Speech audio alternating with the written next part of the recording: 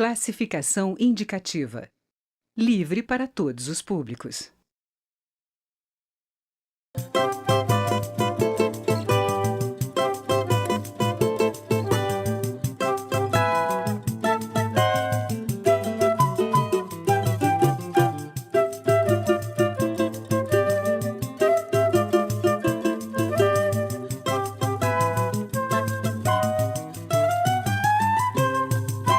Olá! O Casa das Palavras, da sua nova temporada, traz até você uma série de entrevistas para mostrar um pouco do que a literatura mundial vem produzindo. Nós fomos conhecer alguns escritores desse mercado internacional e suas obras de maior sucesso. Então, vamos lá?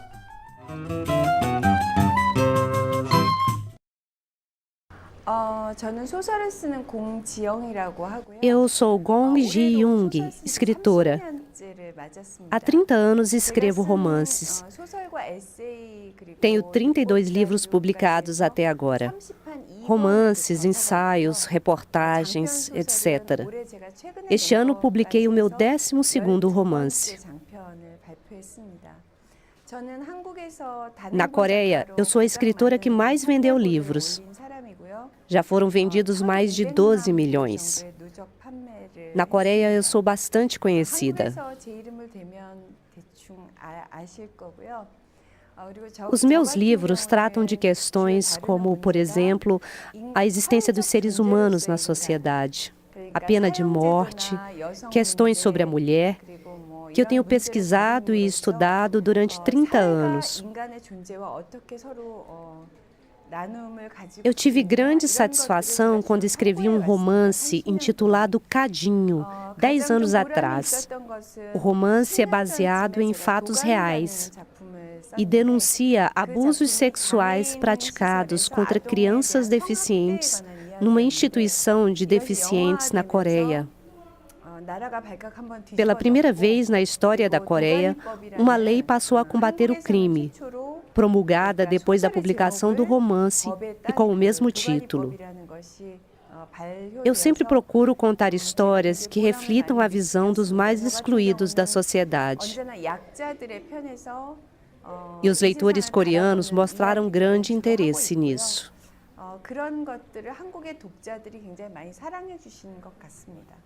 Meu objetivo ao escrever é produzir um livro interessante.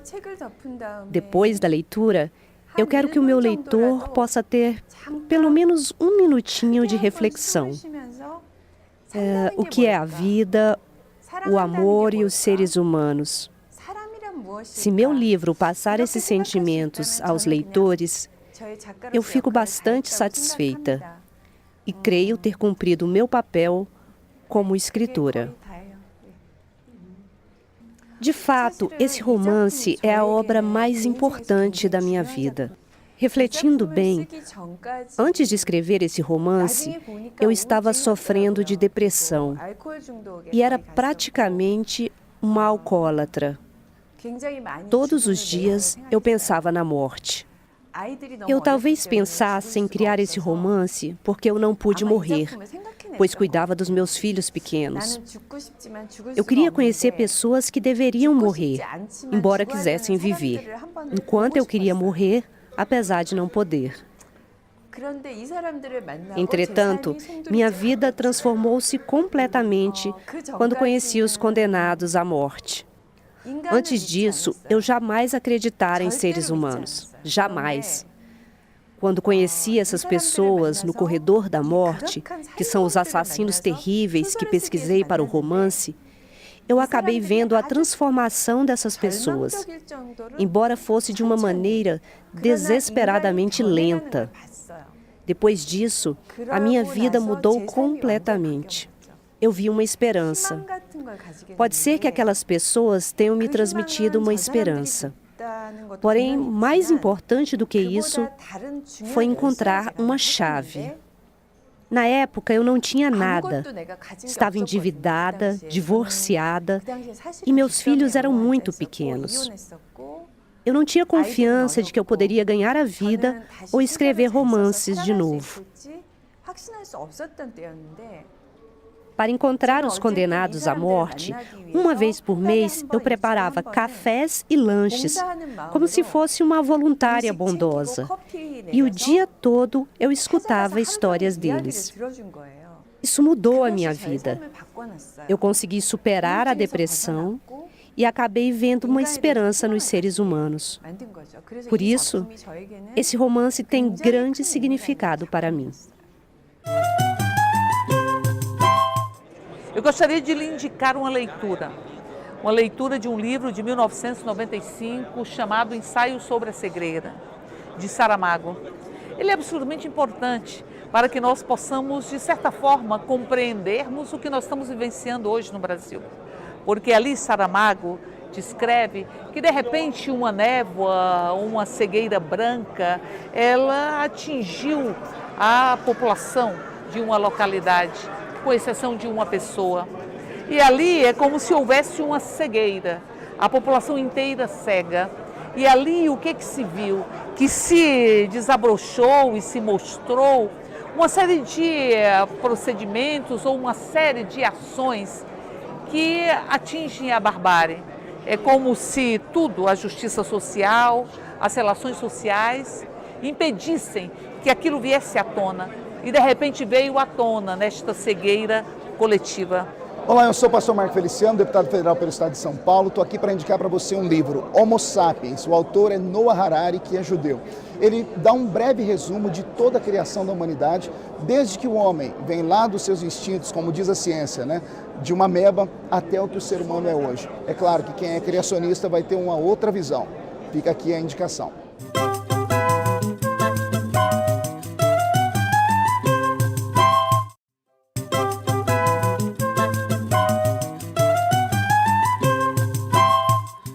Olá, ele é mineiro de Cataguases, filho de um pai pipoqueiro e de uma mãe lavadora de roupa. Mas isso não impediu que ele se tornasse um escritor. Aos 37 anos, lançou o primeiro livro, um romance, e logo depois foi premiado. E 20 anos depois acaba de lançar o primeiro livro de contos. Nosso convidado do Casa das Palavras é o Luiz Rufato, escritor mineiro, radicado em São Paulo. Rufato, obrigado por vir ao Casa das Palavras. Imagina. Eu começo perguntando, você, em todos os seus livros, seus personagens são migrantes. São pessoas que de alguma forma migraram da sua cidade, do seu estado, dentro do próprio país, né? Você, quando começou a escrever sobre isso, já te impressionava essa questão da migração? Porque hoje é um problema mundial, né? Sim. Na verdade, era um tema muito caro a mim, porque assim, a minha família é imigrante, né? Meus avós vieram da Itália, do Vêneto, para o interior de Minas, e eles tiveram, inclusive, um percurso entre as cidades para onde eles vieram, que é Piau, até eles chegarem à cidade onde a minha mãe nasceu, que é Rodeiro. E depois minha mãe mudou de Rodeiro com meu pai, eles se casaram e mudaram para Cataguases, e eu mudei para São Paulo. Então, na verdade, eu sempre brinco que nós não somos imigrantes, nós somos migrando ainda, né? Porque não paramos de migrar, né? E então esse tema já era caro, e colocá-lo na literatura, para mim, foi uma coisa relativamente, óbvia para mim, né? Era meio natural que eu fizesse isso. A grande dificuldade, na verdade, foi transformar esse tema em literatura, né? Porque as ideias são ideias, mas literatura é outra coisa, né? Eles eram muitos cavalos, você fala da população ali de São Paulo, né? Os Sim. moradores de São Paulo, né? São pequenas histórias que junto formam um romance. Exato. Se bem que você já falou que não considera bem um romance. E não é, né? É uma instalação literária, eu chamo de instalação a instalação literária. Inferno Provisório já é um pouco diferente, você fala da classe do proletariado brasileiro, né? Sim. Como é que você analisa hoje esse percurso que você fez? Falar dos migrantes em São Paulo, das pessoas comuns, e falar da história do proletariado brasileiro. Assim, isso é um projeto literário que você está construindo? Na verdade, isso quando eu porque eu nasci em Cataguases, né, uma pequena cidade do interior de Minas, e fui estudar em Juiz de Fora. E quando eu estava em Juiz de Fora, eu comecei a conviver com pessoas que liam mais e tinham um percurso até intelectual e político mais interessante que o meu. E aí eu comecei a ler a literatura brasileira com mais crítico, um olhar mais crítico, né? E aí eu comecei a perceber isso, quer dizer, que havia um grande buraco na literatura brasileira em relação à representação da sociedade, que ela representa até hoje muito bem os ricos e os miseráveis, mas não os pobres. O proletariado. Né? Exatamente, que é a maior parte da população. Né? E exatamente é essa população que imigrou e que imigra. Né? Rico não imigra, né? E miserável também não. Você tem são os pobres que imigram. E então, eu decidi que o meu projeto iria ser tentar construir uma literatura na qual essa questão da imigração e da representação da classe média baixa, do operariado urbano, ela pudesse ser contemplada. Então, Eles Éramos Cavalos é digamos assim, uma tentativa de entender como funcionam os processos narrativos. Então, ele na verdade, são 70 pequenos trechos, pequenos fragmentos de história. Alguns muito pequenos, alguns um pouco muito mais pequenos, largos, exato. Né? E com todos eles com uma característica. Cada um deles tem uma forma de narrativa diferente dos outros. Por que isso? Porque eu estava tentando encontrar uma forma de escrever o Inferno Provisório. Né? Ou seja, qual era a linguagem adequada, a forma adequada para tentar representar esse operariado urbano, essa classe média baixa urbana. Então, é uma passagem para mim importante, de um caderno de exercícios para realmente o Inferno Provisório, que é uma tentativa que eu chamo de realismo capitalista, né? Em contraponto ao realismo socialista. E eles são, você foi soltando eles 5 volumes, né? Ele nasce, porque assim, o que acontece? Quando eu pensei no projeto, depois do Eles Eram Muitos Cavalos, eu já tinha como meta uma coisa longa, que abarcasse 50 anos da história brasileira, ou seja, a segunda metade do século XX. Né? Só que eu chegar numa editora e falar para ela, olha, eu vou escrever um livro, mas vai demorar aí sei lá quantos anos, não tem condição. Ninguém ia querer. Ninguém ia querer. Então eu propus que eu fosse publicando isso ao longo do tempo. E eu demorei então, entre a publicação dos primeiros volumes e do último, foram 5 anos, 6 anos na verdade. E nesses 6 anos, eu fui construindo isso que no final eu sabia que eu queria construir a partir só de um volume, que ainda demorou mais 10 anos para sair um volume só. Né? Mas a ideia básica já existia lá no começo. Você um discurso que você fez lá em Frankfurt, na Alemanha, né, que está na internet, quem quiser pode assistir, um discurso que você fez lá durante uma feira, né, Isso. De livros, você falou que escrever para você é compromisso. Sim. Né? Compromisso com quem exatamente, Rufato? Na verdade, nem é com quem, é com o quê. O compromisso é com a verdade da literatura. E o que eu quero dizer com isso? É que a literatura, ela tem o que me interessa na literatura é que a literatura é um discurso literário que ela abrange todos os outros discursos. Então, dentro do discurso literário, você vai encontrar o discurso político, o discurso psicanalítico, o discurso sociológico, antropológico, jornalístico, etc, etc, etc. Mas, com essa característica, ele nunca pode ser um discurso só. O discurso literário abarca todos, mas ele não pode ser um só. Porque senão ele perde a característica de discurso literário e passa a ser um desses discursos que ele abarca. Os Sertões, por exemplo, do Cleiton da Cunha, você tem lá o discurso jornalístico, tem o sociológico, tem o geógrafo, antropológico. Exato. E aí, mas dentro do discurso literário, ou seja, o discurso literário abarca tudo. Então, e o discurso literário, para mim, ele tem uma outra vantagem, que ele tenta encontrar não a verdade, que a verdade não existe, mas uma verdade, que é a verdade do texto, a verdade daquilo que você quer passar para o leitor. Esse compromisso... Essa verdade é meio sem controle também, né? Completamente sem controle. Ele tem que ser sem controle. O leitor é que vai encontrar aquela verdade, exatamente. Né? E veja bem, ele vai encontrar essa verdade várias vezes ao longo da sua vida. Porque, por exemplo, quando você lê um livro, aquela verdade que você encontra naquele livro num determinado momento é diferente da verdade que você vai encontrar em outro momento. Por quê? Porque você mudou. O livro não mudou, mas você mudou. Então, assim, o meu compromisso, e quando eu falo literatura é compromisso, é isso, é um compromisso com uma verdade. É de você ter um pacto com o leitor, e esse pacto não pode ser quebrado. Né? E eu acho que talvez o que me interesse, sempre me interessou e me interessa cada vez mais na literatura, é exatamente a construção de um discurso. Né? E esse discurso, para mim, ele é um discurso que é um discurso que só tem validade no momento em que o leitor abre o livro, lê e transforma aquilo ali em alguma coisa viva.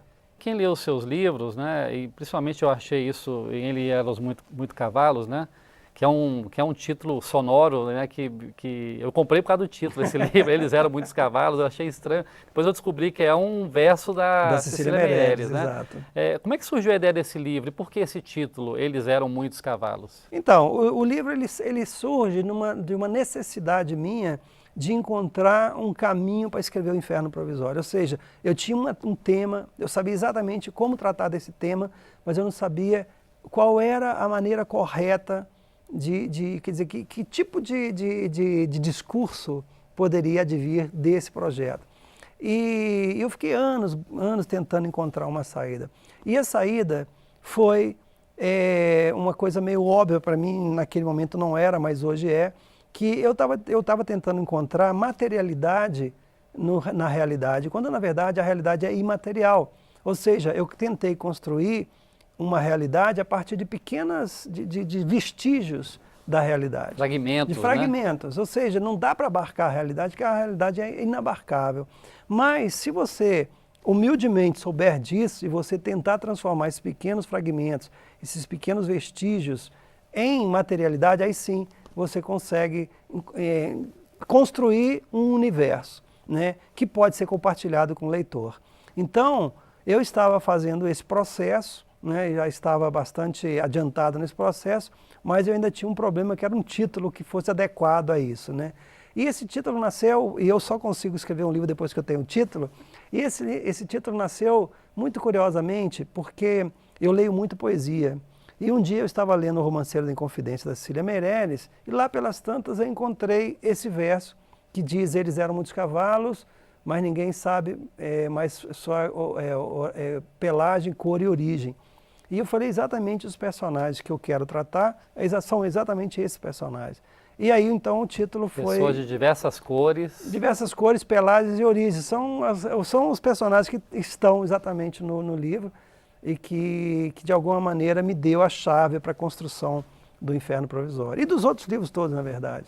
A sua infância foi muito interessante, assim, até do ponto de vista de formação do escritor, né? Você teve uma família, seu pai era pipoqueiro, sua mãe era lavadora de roupa, né? Você trabalhou desde cedo, Sim. né? Isso, de certa forma, foi importante para formar o seu jeito de ser, o seu jeito de olhar o Sim. mundo, né? Fala um pouco para a gente sobre isso. Na verdade, essas coisas, assim, é claro que não são intencionais. Eu imagino, nem tinha ideia, nem sabia que era ser escritor e nem sabia que era escrever literatura. Mas eu acho que essas coisas acabam sendo... tem um tanto de mistério nisso, né? Porque, assim, as primeiras... Eu tenho uma memória, assim, absolutamente incrível. Até ruim, porque eu lembro daquilo que eu não queria lembrar também. Mas eu me lembro de coisas assim, que aconteceram quando eu tinha uns 3 anos, mais ou menos. A minha irmã fica abismada de eu lembrar coisas assim que ela só lembra porque eu falo para ela, né? E assim, as primeiras imagens que eu tenho da minha vida são eu, criança, lá em Rodeiro, na pequena colônia italiana que tinha lá, me enfiado debaixo da mesa, ouvindo os adultos conversarem à noite, depois do trabalho. E exatamente assim, eu enfiado debaixo da mesa. Isso está na sua obra, Exato, né? está ali. Enquanto os meus primos estavam lá brincando, etc e tal, eu estava ali ouvindo as conversas. Provavelmente não entendia nada do que estava falando, não sabia do que estava se falando, mas de alguma maneira aquilo ali me fez uma coisa que para mim é fundamental para escrever, que é o ato de escutar, não de ouvir. Ouvir você ouve, mas de escutar, ou seja, de parar para ouvir, para entender o que a outra pessoa está falando. Aquela escritora ucraniana, Svetlana, ela fala que ela é uma orelha humana, né? Exato. Se comparando ao Flaubert, que era uma caneta humana. Pois é. Ela é isso. Ela diz que é uma orelha humana. Você é mais ou menos isso também, uma orelha humana. É assim, é escutar, ter a humildade de saber que você você não é dono da história que você está escrevendo, né? O dono da história que você está escrevendo é aquela pessoa que contou aquela história para você e às vezes sem saber que ela está contando uma história para você. Não é naquele sentido de que eu vou sentar aqui e ouvir isso. Não é isso. É que você às vezes está passando na rua e às vezes é uma frase que você ouve E aquilo ali tem um sentido que vai despertar outras coisas e que vai se transformar numa história.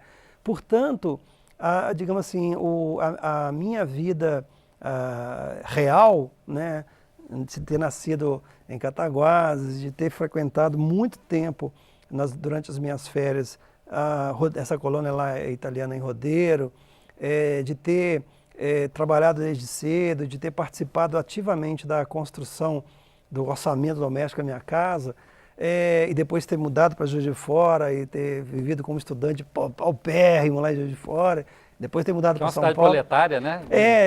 Ela tinha uma indústria, fábricas, sim, né? Uma indústria muito forte, a indústria têxtil, como Cataguases também teve, ainda tem um pouco, mas de qualquer maneira, quer dizer, toda essa trajetória serviu para eu poder entender um pouco melhor o mundo a partir de um olhar, porque essa que é a questão, né? A partir de um olhar de quem estava sempre vendo as coisas de baixo da mesa para cima, né?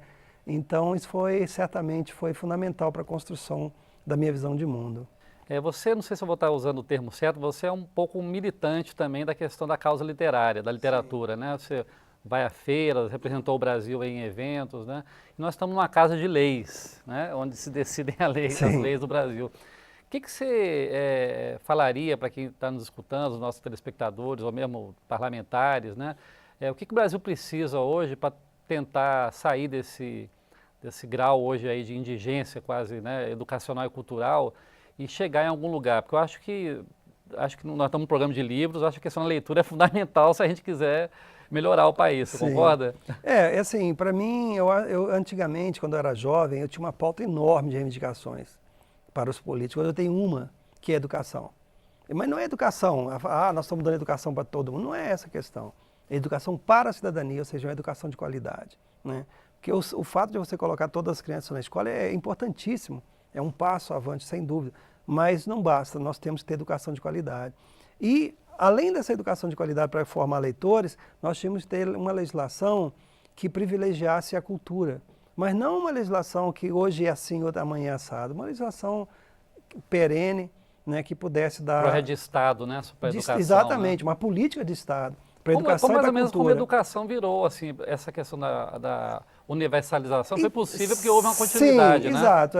Embora a educação seja péssima, mas o simples fato de ser universalizada já é um avanço imenso. E na questão da cultura seria mais ou menos isso, quer dizer, nós temos uma política de Estado dedicada ao livro e à leitura. Quer dizer, uma política realmente perene, que fosse duradoura e que nós pudéssemos saber exatamente como que você se encaixa nessa política, né? Hoje nós não temos, infelizmente. Então, um ponto único de pauta, educação de qualidade. Educação de qualidade seria a única reivindicação que eu faria, porque o resto tudo se transforma se você tem educação de qualidade. Tudo. Espero que os nossos candidatos escutem nosso programa aqui. Eu também espero, eu desejo. Ô, Rufato, para encerrar a entrevista, estamos chegando ao final já. Eu queria que você falasse um pouco desse livro que você está lançando esse ano, um livro de contos, né? Sim. Claro que essa questão de o que você escreve, é conto, é romance, é crônica, eu sei que isso aí está meio embaçado, assim, você não tem muito essa... Mas é um livro de contos, pelo menos ele é chamado assim. Esse é de contos mesmo. Conta pra gente o nome, fala do nome do livro e o que é esse livro novo. O livro é A Cidade Dorme e é uma coletânea de textos que eu vim publicando desde 2001. Né? São textos que ao longo desses anos todos, claro, eles foram mexidos para publicação.